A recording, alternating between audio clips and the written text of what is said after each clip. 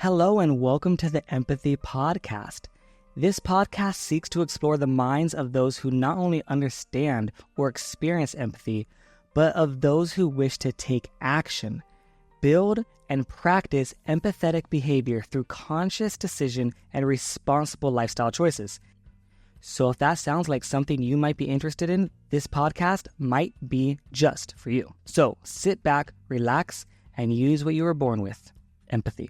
All right. Hello and welcome to the Empathy Podcast. We're sitting here with someone that's joining us all the way from Chicago, and her name is Stephanie Morgyn. She's a yoga teacher, a wellness blogger, social media strategist, motivational speaker, and most recently, a vegan health coach from Chicago. She left her corporate 9-to-5 job to pursue a career in wellness and has never looked back. She's an avid animal lover and has made it her life's mission to help others transition to a vegan lifestyle and to become the happiest and healthiest version of herself. So before we jump right into it, and we jump right into getting to know you on a deeper level, I have a couple quick questions that I'm going to ask you to start the podcast right off. So the first one I have for you is, what does empathy mean to you, with the theme of our podcast being empathy? Sure. Well, first of all, thank you so much for having me on your show. I'm so excited to be here. And I guess empathy to me is truly being able to put yourself into somebody else's shoes. I think that empathy is one of those really important human emotions that you can show compassion for somebody or something other than yourself, even if their situation is, really different than your own situation. I've always considered myself to be an empath, which is a good and a bad thing. It means that I'm very sensitive to other people's emotions. I absorb emotions, energy in the room. I'm very in tune with that. Which can be like a superpower at times, but it's also very emotionally draining. I'm sure you know. Being able to, constantly thinking about what other people are feeling. But, in certain situations, especially situations of injustice or of suffering, I'm really driven to help people because of that and to understand their perspective and to help them make it right. And, in regards to veganism, I think that having compassion for all living beings, whether it's an animal or a human, having that compassion and understanding, no matter what situation, no matter who it is, they have 2 legs or 4. Yeah, absolutely. I think some people might have the understanding, to be empathetic or to understand what that means. But I think it's a whole nother thing to put it into practice. And that's why talking to someone like you is someone that puts it into practice on a day-to-day basis, that not only practice it in their own life, but also shares it with others to help others also see this way of life as well. Because I think that you're right, it's kind of like a superpower or something that we are born with. And I think that a lot of things in society teach us not to have empathy and not to care about certain things. Even if you look in school, it's always the cool kids are the ones that just don't care, right? It's cool to not care.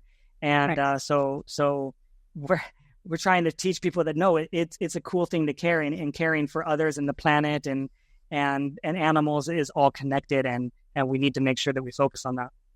Absolutely. So my next question for you is, why did you start a TikTok? Because TikTok is something that a lot of people think is just for kids. It's just for people that are just want to have fun. It's just for goofing off. It's just for dances. It's just for lip sync or music, right? But you're not a kid, right? And you're not someone that's maybe just dancing all the time, right? You're able to share, your message, and you're able to share business practices and all kinds of different things on the TikTok. So what made you start that? Yeah. So I was actually a little bit late to the TikTok game. I downloaded TikTok originally at the start of the pandemic. It was a couple months ago. We had the stay-at-home order, and I was kind of bored. I heard about this app, and I was like, I don't know. I had seen people, cross-promoting their TikToks on their Instagram, and I was like, these are kind of cool. I'll just check it out. I downloaded the app and was pretty much instantly hooked. It's such a unique platform. I had no idea how much I would love it at first, but it's so different in the fact that, organic reach is so much more available than any other platform, not on Facebook, not on Instagram, not on Twitter. nothing. Like nothing compares to the reach that you can have on TikTok. And I think that was one of the main draws. I also really liked that people are really authentic on TikTok, whereas Instagram, it's supposed to have like a really like poised feed, it's a lot of like posing and fakeness, I guess. And TikTok was really authentic. People were not afraid to be silly and to, be their real selves. So that was really fun for me. And so at first I didn't really get it. I was kind of sharing just like random videos about things that I liked about yoga, about marketing. I wasn't really niche until I started posting a little bit about veganism. And I've been vegan for a couple of years and I'm really passionate about it. And those videos just took off. People were so interested in chatting with me. I got a lot of comments, a lot of feedback, and it was just really cool. I started getting follows from other vegans in the community, and that's hard to find on any other platform too. I feel like even Instagram, there's not a huge community of it. At least it hasn't hit for me there. But on TikTok, I was able to find a lot of people in that niche who were very specific, and that we all kind of got each other. Even non-vegans wanted to have conversations with me. And so that was really cool. And that was something that I had never really experienced before on any other platform either. So, it was an opportunity to kind of educate and spread awareness about the things that I loved. And I just kept doing it. I was posting daily, and here we are. That's how I met you. I've met so many incredible people through TikTok. It's like by far my favorite app. Yeah, I feel like you're right about Instagram in the way that like you kind of have to pose. I mean, it's designed for like filtered pictures and everything looks like so pretty and perfect and pristine. But also I feel like it's very individualized. It's like it's my Instagram account and there isn't like a lot of growth or collaboration or working together. There's some, don't get me wrong, there's some, but I feel like TikTok, the vegans kind of work together. And it's like a mini community where they root for each other. There's no competition.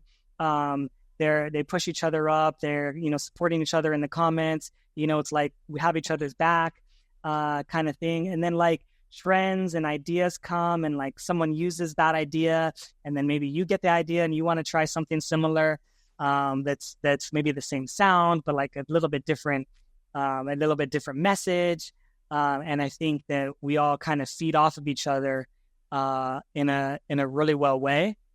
And I don't know if that'll go away, but that's definitely a nice little something that I didn't expect. Kind of. Same. Yeah, being able to have people come in the comments. I have other vegans coming to help me, talk to non-vegans or people, we're all having conversations together. And it's just this little community that I never expected to have. And I could never have found on any other platform.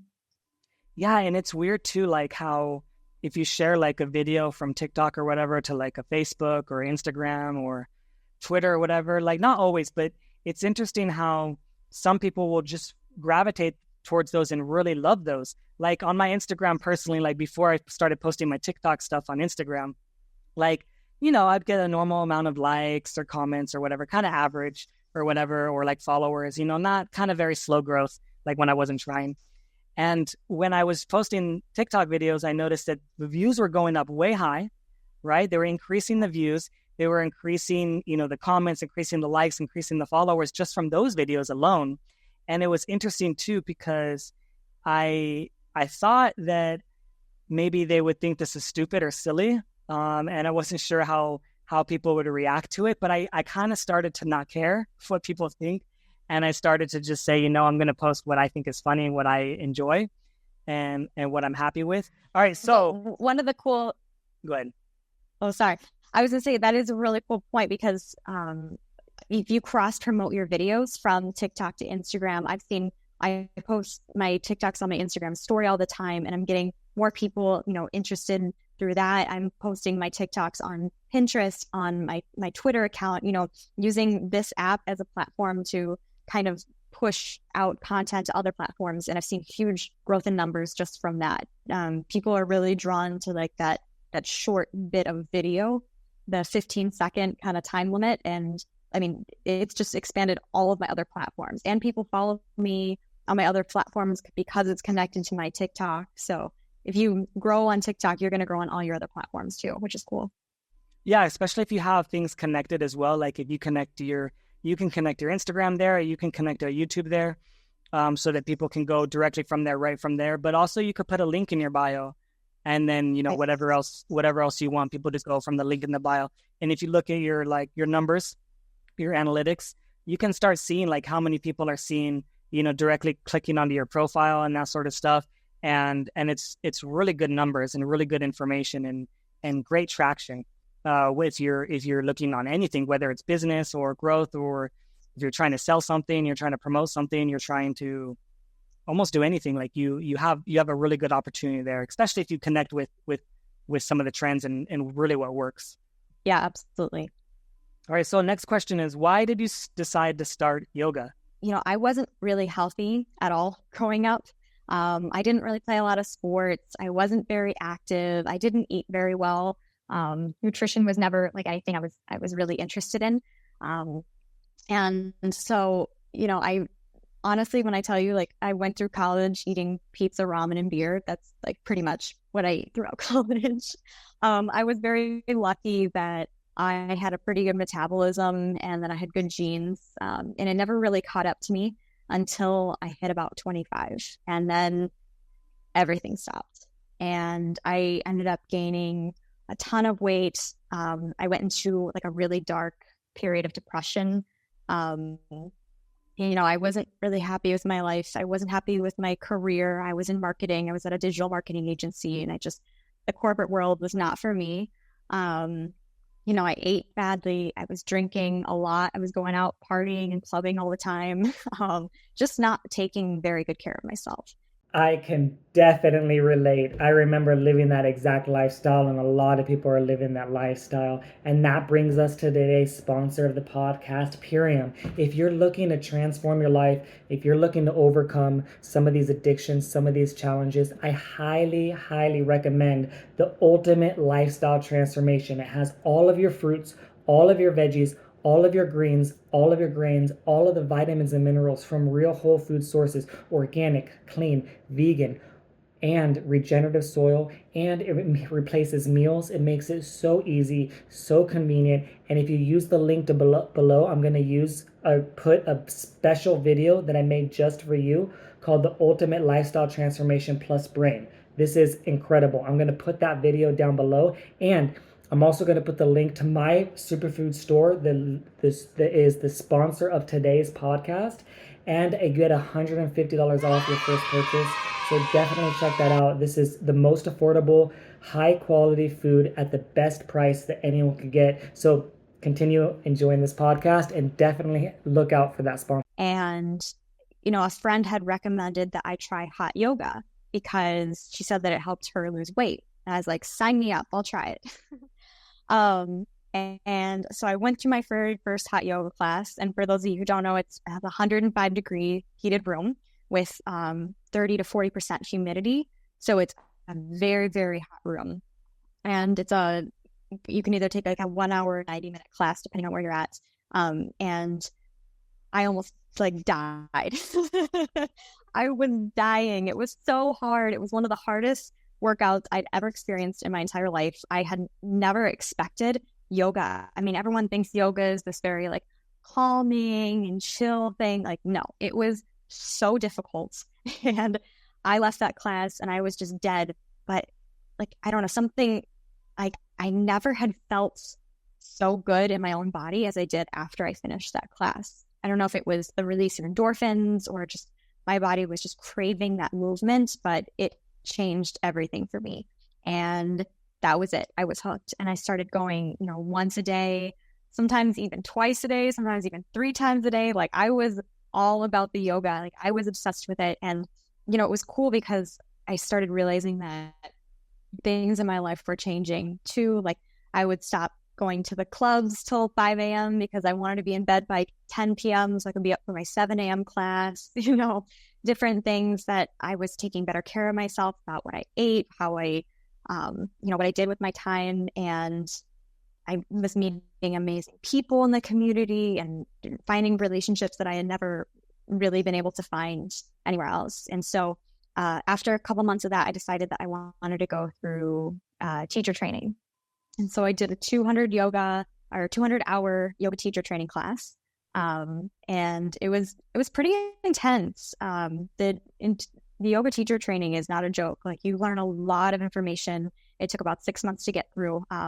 So it was a great opportunity, and I'm currently 200-hour certified. But, for me, I wanted to be able to give back to other people what yoga had done for me. And that was why I became a teacher. And it was like the best decision of my entire life, because it's completely catapulted everything in my life to where it is right now. Just because I started my blog because I wanted to share my wellness journey. Like I said, I stopped drinking.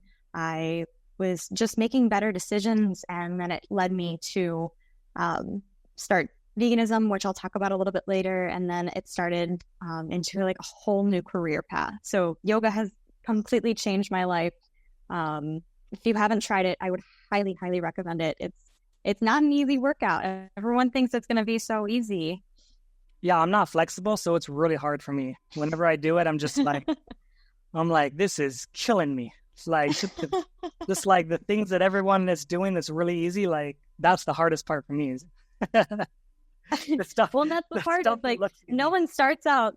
Yeah, I know. Starts out flexible. It's just with practice and over time. But yeah, I hear you. I know it takes time. But I was going to ask you about one of the principles I know is Ahimsa. And that means that's basically like nonviolence and practicing not harming others, right? Yep. Is that something that you teach and you practice? Yeah. So Ahimsa is pretty much the reason that I went vegan in the first place. I went through yoga teacher training, and when you're in teacher training, you really start to learn about the history of yoga. It's one of the first things that we talk about. And Ahimsa is part of it's called the 8-limbed path, which is kind of, a way for you to become your most yogic and authentic self. And this was based in ancient India. And part of the 8 limbs, you have the yamas and the niyamas, which are your do's and your don'ts for living this yogic life. And without getting like too deep into that, yes, one of the yamas is Ahimsa, which translates to non-harming. And I really like that because that one really stuck out for me, because it can be non-harming, like don't kill your neighbor, don't punch somebody in the face, but it also relates to yourself. Don't hurt yourself, don't talk badly to yourself. And then it also extends to animals, which was something that was really, really important to me, and that really stuck out, was that when I heard that and I realized that, and I started thinking about it, I was realizing that I was not living an authentic yogic life by eating meat. And I had, been eating meat my entire life. And I kind of realized that needed to change. And so after I graduated, I decided to become vegetarian to start. And then a little bit later transformed into veganism. But yeah, absolutely. Ahimsa is such an important concept. And, you look at India. India has the highest, I think one of the highest population of vegans and vegetarians of any country in the world because of Ahimsa. That's a practice that's based in like Hinduism and Buddhism. It's something that's very practiced still today in India. And, they extend this kindness and this non-harming to the animals, which is so amazing and unique. And I'm just surprised that, honestly, that more cultures haven't adopted that, because, in Christianity, you have this 10 commandments, like you shouldn't kill, but only really in Buddhism and Ahimsa does that really translate to animals, which is really interesting to me. Yeah, I think some of the challenges is a lot of some of the religions will say like man is in the image of God or something like that, and so then they dismiss all the animals, as if they don't have souls, right, or as if they don't matter or whatever. And I think that's where it leads to some of those challenges, when it comes to right, how we should treat others around the world, for sure. All right, great. So tell me a little bit more about your journey into compassion, into empathy, into not harming others, and how that related to like what was on your plate. Yeah. So, for me growing up, I wasn't a vegan at all growing up, or a vegetarian. I didn't eat well for the majority of my life, like I mentioned before. I ate meat almost daily. I never even considered going vegan. I can remember saying, like, why would anybody do that? I could never go vegan. But when I went through this teacher training, I finally made this connection that food on my plate was no different than the animals that were in my home, my cat, my dog. I grew up loving animals, which is so funny because I never really made that connection on my own, which I'm always going to be a little sad about. But, I know now. But there is a connection between the animals that you put on your plate and the animals that we love. There's just no difference between them. And Ahimsa really helped me make that connection. I was vegan, or vegetarian rather, for about a year. And I had started kind of deep diving into what it meant to be vegetarian, why the industry existed like it was, the meat industry, and was pretty surprised because I had never been taught the things that I found. I started watching documentaries, Cowspiracy, Forks Over Knives, all those different documentaries, and I started really educating myself. I started following PETA. I started following different activists and kind of starting to educate myself on what it meant to be a vegetarian or a vegan. And it was truly after I started doing my own research that I realized that I was not living Ahimsa, my most yogic life, by being vegetarian. The only way I could have done that was to be vegan. And so about a year after I went vegetarian, I made the jump to veganism. But I'm actually really happy that I was vegetarian first, because it's a hard jump when you're not raised that way. When you have such staples like meat and dairy and eggs in all of your meals and you have to take it out, it's a big jump. And so vegetarianism was a great way for me to transition out of there and to really become a vegan. Yeah. So what do you think are some of the reasons why maybe you didn't know before? It was kind of in the dark, and like some of these things that you learned were almost like purposely hidden, from us. Yes. Like these aren't it's not accidentally hidden, like that we don't see how animals are killed. Some of these things aren't accidents. A lot of these things are purposeful. So why do you think we don't know some of these things? Yeah, I mean, it was very shocking for me to really figure out what was happening, and that's such a good point. It's they're hidden from us. We see images of cows on farms and it's happy cows, and there's a happy cow like brand out there, cheese, or like Happy Farms or something. We always have this media driven image of what our meat comes from. Even my parents were pretty uneducated on the whole thing.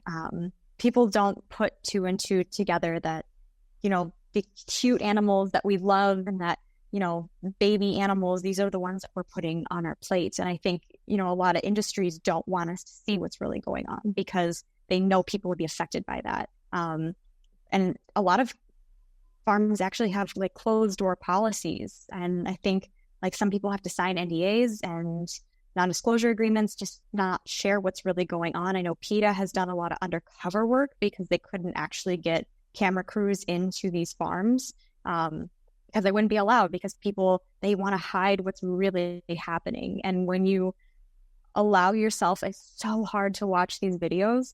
And there's so many people that don't watch the videos because they're so difficult. But you also have to remember that if you can't watch a 5-minute video about how your food is made, then there's something wrong with that. And if they're hiding how your food is made, there's also something wrong with that. And I think it really just clicked when I started seeing the footage and I started realizing what was really happening, that these were not happy farms, these like cage-free eggs, like all the things that were happening. These were all lies. These were all just, smoke screens to prevent us from knowing how bad the real industry is. Yeah, and what are some benefits that you received personally? Oh, from going vegan?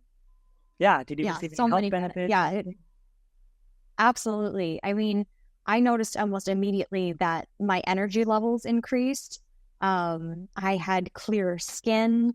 I felt better. It's, I remember I used to eat steak all the time. And when you eat steak and heavy burgers, you get really tired and your body is kind of like, I don't even know how to explain it. You're just like exhausted because your body is working so hard to process all the meat and everything. And it's not like normal. You're getting inflamed. Much meat. Like it's inflaming parts of your body and causing instant inflammation. Yeah, like it's working hard to like pretty much get rid of that toxin. Exactly. Yeah. And I just noticed that, I mean, after meals, I was much more energetic. I never felt like so heavy that I needed to like take a nap. Like, yes, I'd be full, but I felt great. And like, that was such a big difference for me. And I even noticed in my own yoga practice, like when I had steak the night before I practiced, my practice wasn't very good. I kind of felt off. And it's such a weird thing that when you eat plant-based and you're eating healthier and you're completely cut dairy out of it, that I just felt lighter and my head was clearer. And just there's so many benefits, and it's like night and day.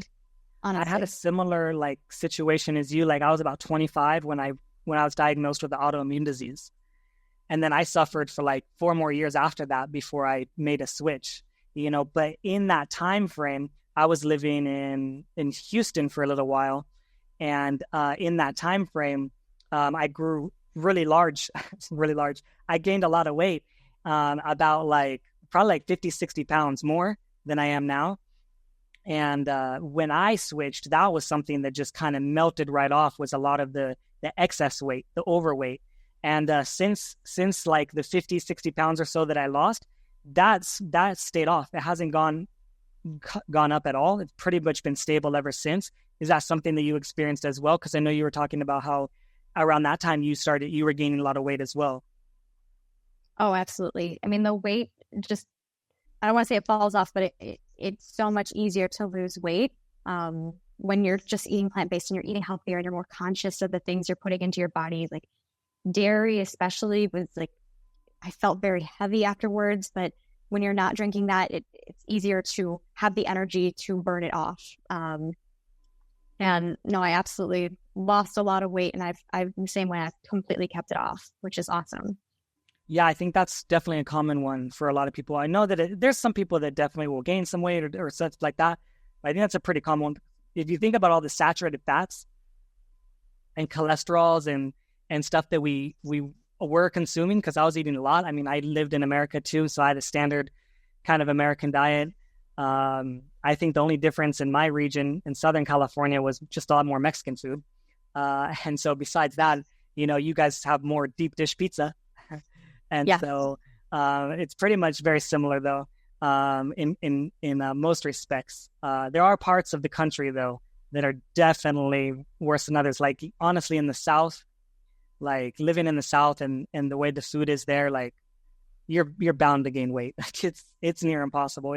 For sure. Literally the only options is fast food or Tex-Mex, or barbecue style food. And that's pretty much it. Like there's some of the Southern style foods, and that's pretty much it. You don't have much else. There's not too many healthy options there. So yeah, that was definitely a big challenge. So I like hearing about the benefits, because I think that some people listening might be thinking, I don't really care so much about animals and that sort of stuff. That's not really my thing. Or I don't really, care about maybe the environment, but some people are like, maybe I really care about my health, and that's my number one priority, and that's the thing that I got to fix, and that's okay. Because I was similar in that respect. I was kind of selfish before. I was definitely very selfish. And so now that I took care of myself, I was able to take care of others because I wasn't taking care of myself. And I think that's a good first step for some people, is being able to take care of themselves. Yeah, absolutely. I mean, the health benefits of going vegan are huge, and there's so much proof and scientific fact behind that.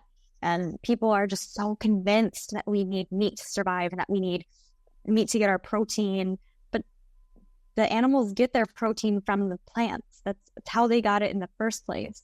And people are just not educated on the fact that plants can give you your needed nutrients. They will give you the benefits. People just are stuck in these stereotypes and these ways of thinking that have been proven not to be true anymore. The challenge is that like, let's say you just take everything that you've learned or everything that I've learned. The problem is that with so much information now, all of the information that we are getting is from like internet sources or books or documentaries or whatever we weigh, and that's fine. But the problem is that the way that everyone gets information, like in school, when we're together, when we're learning the same thing, we're not learning any of these things at the same time. So all of the things that I've learned or you've learned over the last 2, 3, 4, 5 years can be totally different on a totally different path from somebody else because they have their own learning journey, which is totally different. For example, maybe it was 2 days ago or 3 days ago, I was talking to someone that I was working with. I was helping someone with their garden. One of the things I do part-time is help people with edible gardens, organic gardens and stuff like that. And so I was helping him, and he's like super rich, like millionaire. And we were having this conversation about veganism and stuff. And he's a little bit overweight. And he was so surprised because my friend that I was working with is a raw fruitarian, right? And so obviously if you have like a vegan and a raw fruitarian, like the raw fruitarian seems crazy, right? In that person's mind, right? And like the vegan person is like pretty normal, you know what I mean? In that scenario. Right. But so what he had said was something like you just mentioned. He had said, where do you get your protein from? But not in a rude or like a total unaware, like he had no idea that the protein he gets was from plants, right? And I can understand that because I don't think I thought that either. Even I worked in the restaurants for several years. And so within the restaurant industry, we call meat protein. It's the protein section. When you're doing your inventory, it's the protein, you know? And so you always associate that with protein. And so for us to share with him for his first time, and he must be in his 40s, you know, maybe mid 40s or so, first time he learned, you know, that protein doesn't come from animals only. And so just hearing that, surprising that he just eats fruits and that he could get all the protein he needs, his protein requirements on fruits, was just mind-boggling to him, that he couldn't understand it. But it made me really, really realize that there's plenty of people out there that are just like this. There's plenty of people out there that don't know a single thing about what we're talking about. And it helped me also when I lived in another country to realize they don't even know the word vegan. They don't even know the word vegetarian. They don't even know the thought of not having an animal on your plate ever. Like that's never even crossed their mind. And so yes. The fact is we have a long way to go for educating, but also it helps me stay confident in knowing that that's all we have to do. If all we have to do is educate, then we just keep educating, because once people know, then the ball's in their court. But if they don't know, how could you get mad at someone for not knowing something? You know what I mean? Like, exactly. Like that's impossible. Like, or it's possible, but it's ridiculous to really be upset with someone that doesn't know. And I've had so many instances where friends have been like, well, why are you vegan? Why wouldn't you just be vegetarian? Like nothing bad to the animals happens, or nothing bad happens to the animals when you're vegetarian. It's just people don't understand because they've never been educated on it. I'm in school to become a health coach, and we're learning about, different facets of the nutrition industry. And a lot of doctors even are not educated in nutrition. They're pretty much just educated in how to treat things that already come in, but not how to prevent them.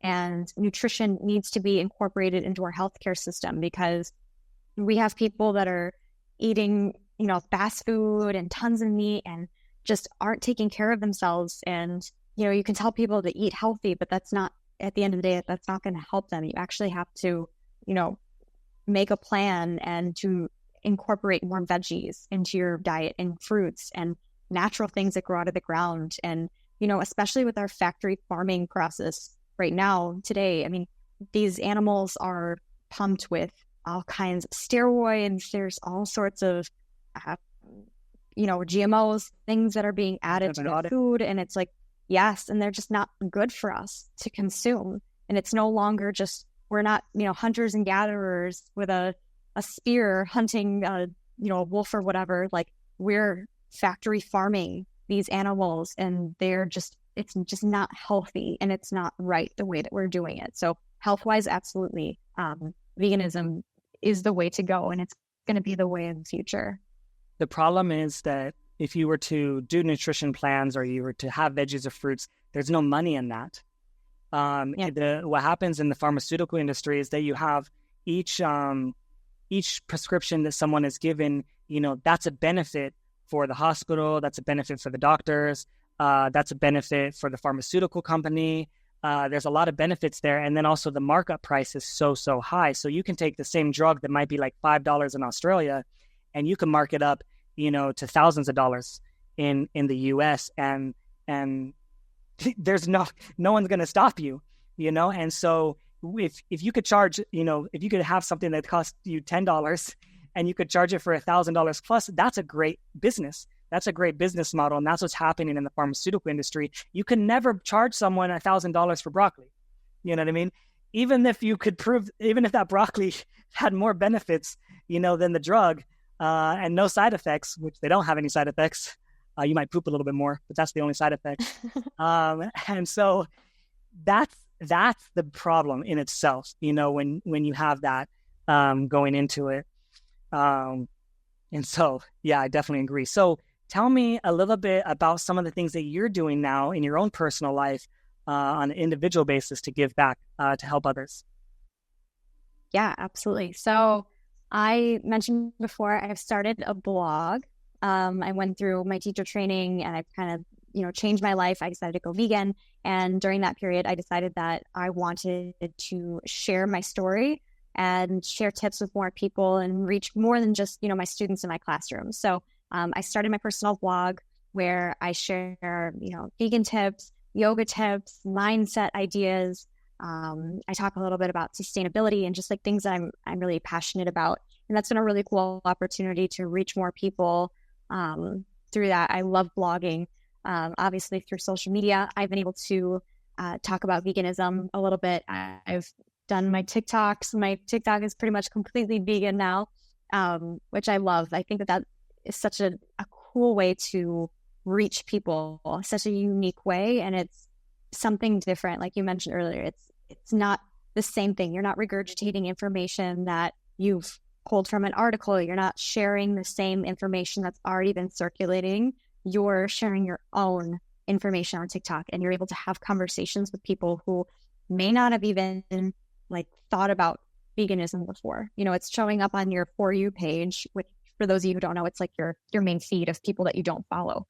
My videos might show up on someone's For You page and it's like, I know nothing about veganism, but this person looks like they're having fun being vegan. Like maybe I should check it out, or maybe I want to ask a question, and because I've always wanted to know this about veganism. So we've now opened a dialogue, which wasn't available before. And that's the cool thing about activism. I think people have this idea that the only way to be an activist, or the stereotypical activist, is someone who's holding a sign and going to a protest sort of thing. But there's so many ways to be an activist. You can share videos online. You can talk to your friends and your neighbors, your family. Even being a vegan in general is a form of activism, because you're not spending your money on meat. Where you spend your money matters. And so if you're not paying for meat and you're not spending your money there, they're losing money.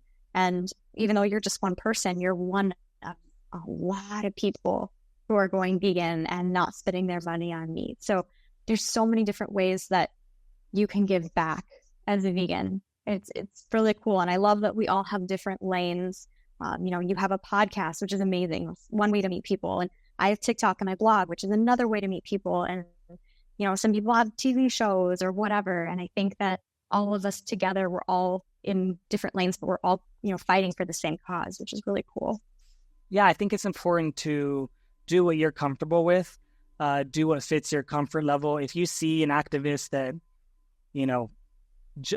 I interviewed one activist that was very, very brave, and she jumped into an arena, like a football arena. Well, we call it soccer in America, right?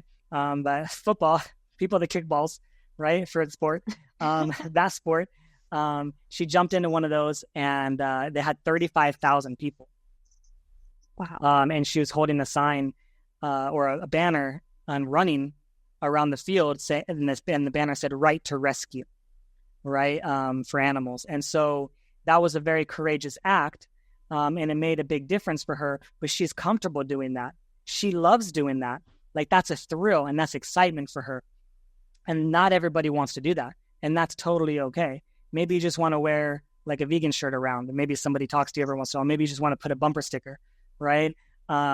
Maybe you just want to, get all the vegan makeup and just try it all out and just give your reviews on all the different kinds of vegan makeups and stuff like that. So you're right. There's so many different ways. And what I always say is all of them there are important. Some people like to focus on what's the most effective, what's the best, what's the this. And that's good to know for that individual. And it's nice to know. I mean, I like to hear what's effective and what works for people. And maybe I'll try that, because I'm the type of person, I like to try new things and try what works. And I'm comfortable trying new things, but I know that everyone's not like that. And I think that that's okay. But the most important thing is doing what's comfortable to you and what you find is effective, and really challenge yourself. Ask yourself, you can ask yourself this question, like, am I as what I'm doing really effective? Is it really working? Like, are you having conversations? Are you having dialogues? Are you having, maybe people coming to you saying, hey, I'm going to go vegan because of you, you inspired me to do it now. Are you having some of those things? And I'm not saying that that's the end all be all. You have to do what makes you happy, but it's okay to ask yourself, is what I'm doing effective? If your goal is to help animals, if that is your goal, and so part of this podcast is to help people learn different ways and different styles. If this is your first time listening to the podcast and you want to get some ideas on helping people, you can listen to a whole bunch of different stories from so many different activists that are doing a lot of different things. Some are doing things for the animals, some are doing things for themselves, some are like athletes. I interviewed this one guy who climbed Mount Everest. He was the first vegan to climb Mount Everest, and that was a really cool story because I didn't even know before that someone had done it, and he did it twice. So I think that was definitely a really cool accomplishment and something exciting. And somebody that's an athlete might watch that and say, I want to do that. Like, that's super badass. Like, I could definitely do that. I've been climbing mountains, since I was a kid. I'm going to go do that as my next feat. So, yeah, I definitely agree. It's the one thing that I kind of bothers me is when someone will criticize someone's style of activism when they haven't tried it. If you've done it before, like, let's say you worked for PETA as an example, and you worked with them for, like, I don't know, several months or several years, and then somebody else is volunteering for PETA and you have a conversation with them about why you don't like PETA. I can respect that. I can respect that because you tried it. You know what I mean? You tried it and you did it. But if you've never done it and you're just saying, I don't like them for this and this and this and this and this reason, or I don't like you and the style that you're doing it, that kind of rubs me the wrong way because you haven't tried it. It's the same idea with veganism, like saying like, oh, it doesn't work, or it doesn't work for me, or I can't do it, or any of these things, and you haven't even tried it. Give it a shot, give it a try, and then you can have at least a strong feedback on what you liked and what you didn't like. And then I wouldn't be surprised if you ended up liking some of the things that you said you didn't like after you tried it. That's what I've noticed happen. Like, for one organization that I volunteer for is Direct Action Everywhere. You might have seen them, and they do a little bit more aggressive style activism. And there's a lot of people that will hate on that style of activism. And they'll say, oh, that makes vegans look bad. This does this, this is that. Almost every single person that's ever said that, they've never tried it. So I challenge them to at least try it before they give some feedback or criticism. Yeah, I completely agree. And I think, there's something in the vegan community that there's sometimes judgment for people's style of activism as well. Like we're saying, I posted a TikTok video not too long ago. KFC just released their brand new vegan chicken, which is amazing and awesome. But I got a lot of bad feedback from other vegans who were like, how could you promote this? And like, I understand where they're coming from because, KFC obviously has contributed to a huge amount of animal slaughter. But I had someone tell me I was a bad vegan or I wasn't a real vegan because I was supporting it. And it's like, we aren't the people that should be, attacking each other. Like that doesn't do anything to help anybody. And why not just have a conversation about it? I support KFC making changes for veganism. That's for the better, and that's going to help in the long run. We have to make changes, and we have to start small. And companies have made bad choices in the past, but they can make better choices in the future. And we have to support the companies that are trying and that are putting forth the effort, and that may end up catapulting into something better in the future. But for us to say that, your style of activism is wrong and like you're a bad vegan, like that doesn't make any sense. Yeah, we've all been there before. I mean, I ate meat for 29 years. I, participated in animal slaughter for many, many years. And then I made some changes for the better, and I don't see that any different than any other company. I think any other company can try to change for the better and can try to, do something better for themselves, for the environment, for people, for animals. And I think that we should support when they're trying to do something better, because if we don't, like, they're just going to stop it. Let's say that one, doesn't do well for whatever reason, that vegan Beyond Chicken at KFC, well, they take it off the menu.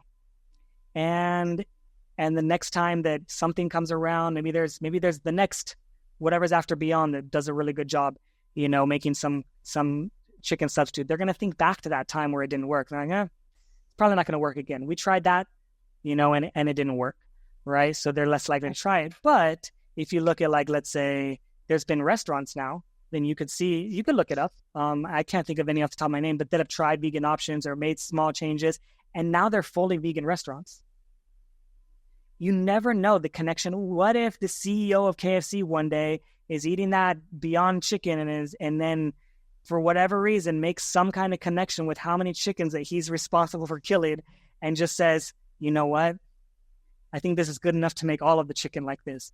Like, who knows? Like, who knows what could change? But it's like that. To me, it's a seed planted.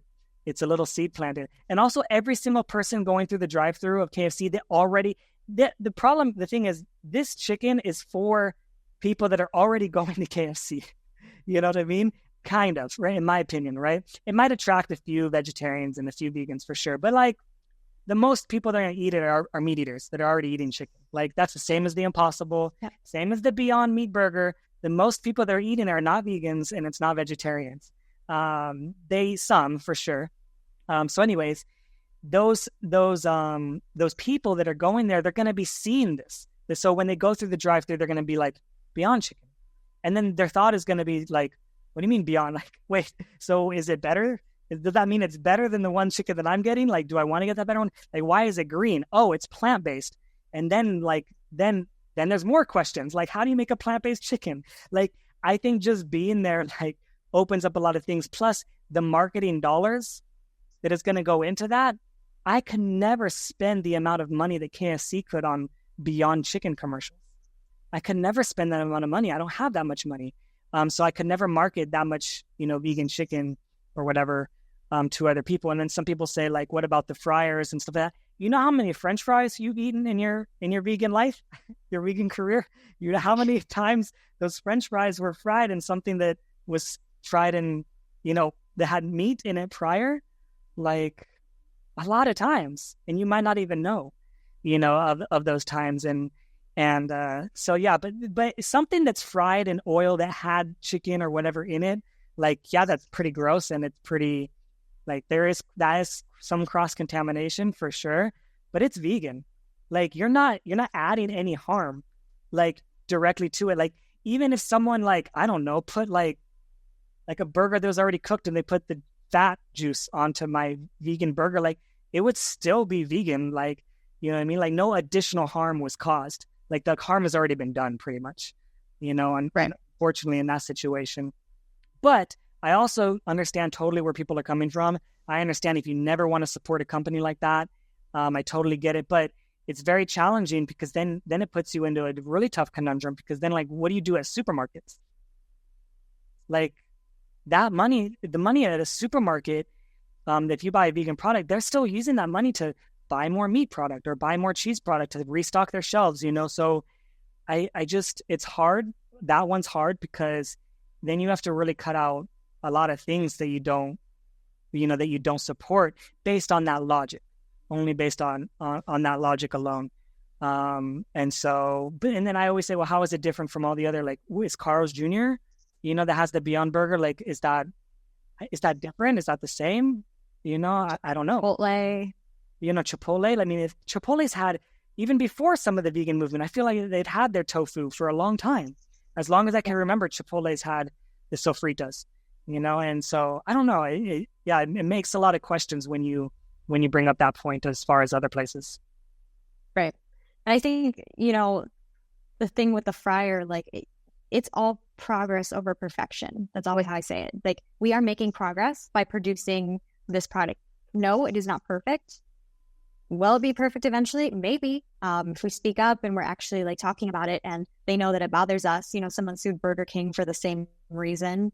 Maybe, and Burger King has said they're going to make changes, that they're going to add an extra fryer so that people can have that vegan, their vegan meat. But if we don't support them and we're not buying anything, they're just going to get rid of it completely, and then there's going to be no vegan options. So progress over perfection, like, nothing's perfect, but we're working towards a goal, and it's baby steps. We're making small steps every single day. Even if you look at, like, let's say the Impossible at Burger King, they are rolling out 3 more burgers because of the success of the first ones. So now you went from 3 to 4. Now you're up 300% increase, on vegan options in one restaurant, in a restaurant that has thousands and thousands and thousands of units. Like, the magnitude, like, is so much bigger than even opening 10 vegan restaurants. Like, the difference that they're making is bigger than, it's hard to fathom, how big it is actually. Yeah. I definitely agree. Yeah. I mean, I think it's the Beyond Meat stock. Their stock price is insane. It's like well over $100 now. They had, like, an crazy IPO. Like, it was like, they're doing great as a company because so many people are demanding it, because all these other restaurants are now starting to buy their products, because restaurants are making changes for the better. And, like, that's just showing how much veganism, like, is making a difference and making an impact, and that if we keep supporting it, it's going to keep growing and growing. It's not going to stop, which is awesome. Yeah, we all love for everything to go vegan overnight, but we know that it's not realistic. Think of all the times that someone says, oh, what happens if we go vegan overnight? What's going to happen to all the animals, right? That same question, how you answer that same question, you answer the same way with all the other restaurants. It's a slow process. It's going to be one at a time. It's going to be a few menu items at a time. It's going to be a few things until, like, eventually, hopefully, in a vegan world, like, if KFC exists in a vegan world, right, it'll be a vegan chicken place, like, if they exist. If they don't exist, then they don't exist, you know what I mean? Like, it just is what it is. But we have to celebrate the progress. And the same reason I love those like plant-based news or veg news or Live Kindly or any of those ones. I love when new stuff comes out, and I love when I see the progress, and I like celebrating those progresses, because it tells me that, it's working. It's almost like motivation, because if I didn't feel like what I was doing was making a difference, like, I probably wouldn't do it. I like to know that I'm making an impact. Same. Yeah.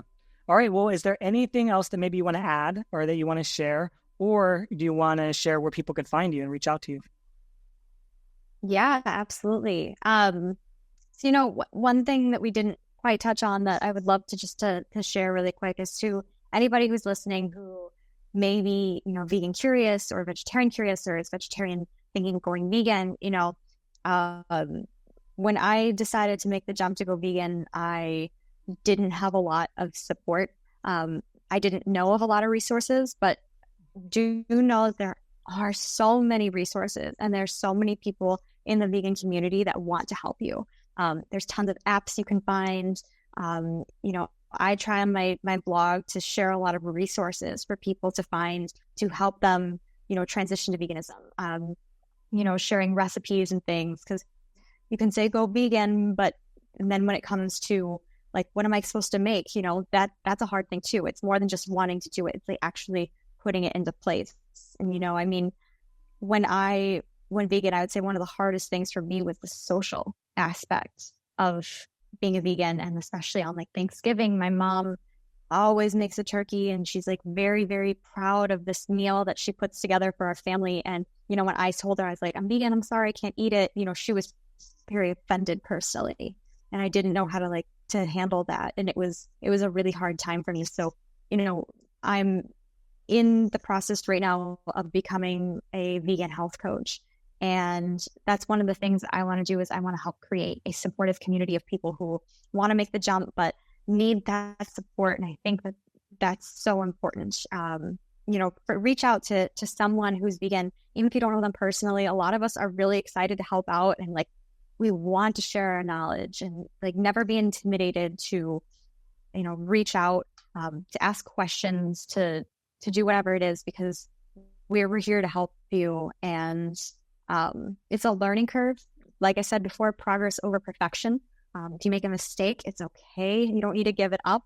I know a lot of people are all or nothing. Oh, wow, I just accidentally ate some cheese. I'm done and I can't be vegan now. No, it's all a process. We've all made mistakes. We've all bitten into something, or chosen to eat something. And we're like, oh, shoot, I shouldn't have done that. It takes time to learn and train your body not to eat these things. But the long term, the health benefits, the help for the animals, the way that it just, it will change your life completely. And if it's something that you're interested in, it's totally doable. And we are absolutely all here to help you. Yeah, absolutely. I love that. It's so important it's important to know why. And a lot of people share why. And that's great. And then there's a whole nother group of people that are sharing how to do it, how to go vegan, how to do some of the practical stuff. And they're both important. They're both questions that you got to find the answer for. You got to find what your why is, and you got to find your how. How do you do it, and why do you do it? And once you figure that out, it's just like anything else. It's just like riding a bike or driving a car or anything else that maybe was a little bit challenging in the beginning, but then you figured it out, and now you don't think about it. Now maybe you drive with your knees or something. Oh yeah, I mean it gets so much easier, and that's one of the things that I used to obsess over. It's just second nature, but it just takes time, and it's you have to deal with certain situations when you're at restaurants with your friends, and people are like, are you going to eat anything, or can you eat anything? And you kind of feel singled out, or just being able to be like, yeah, there's tons of options, being able to educate other people. Or I've brought my own snacks to parties before, and people are like, what are you doing? And it's like, well, I wanted to make sure I'd be able to eat, and just not to come back at people and be really defensive about it, but use it as an opportunity to educate. And that's something that it took me a while to get to that point, because I didn't like the extra attention on me, and that's something that you just kind of get used to over time. But being able to be okay with educating and talking to people about it, and it gets easier the more you practice. Yeah, absolutely. So where can people find you and reach out to you? Yes. So you can find me on TikTok, on Instagram, on my social media pages at Stephanie Morgyn, and that's Morgyn, Morgan with a Y. And then stephaniemorgyn.com is my blog. And I will be sharing a bunch of new information on my blog and my Instagram and all my social profiles soon. As I start going into this vegan health coaching journey, I'm really excited. I'll be sharing a lot more information on my social pages soon. So stay tuned. I'll be offering one-on-one group coaching. So it's going to be a really exciting thing. I cannot wait. Awesome. Yeah, that sounds great. I can't wait for that. Well, everything's been great. I had a great time speaking with you. And this will be up everywhere, Spotify, Apple Podcasts, Google Podcasts, pretty much anywhere you can find podcasts. It'll be up hopefully soon. Awesome. I can't wait. All right. Awesome. Well, take care.